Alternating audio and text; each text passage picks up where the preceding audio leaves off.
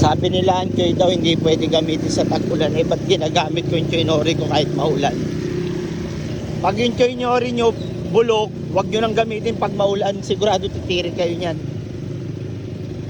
Kaya ingat kayo sa pagbili ng choy nori. Lalo yung mga bulok. Yung halaga 10,000 hanggang 15,000. Baka hindi kayo makarating sa pupuntahan nyo. Lalo na gamitin nyo ng tag-ulan. Sigurado tirik kayo nyan.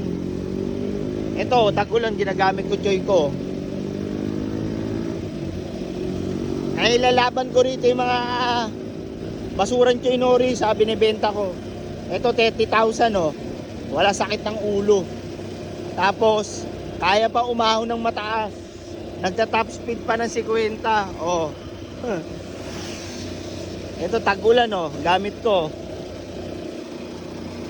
Laban natin sa sinasabi yung murang choy nori, mga basurang choy nori.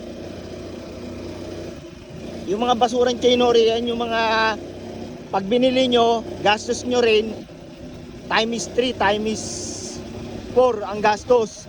Halos pag pinaganda nyo, gagastos kayong 20,000. Tapos kakamot kayo ng ulo sa huli.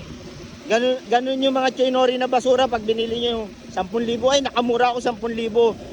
Pero ang gastos nyo 20,000 pag pinaganda nyo yung ganito kaganda. Sasakit ng ulo nyo dyan sa tag sa 10,000 na yan.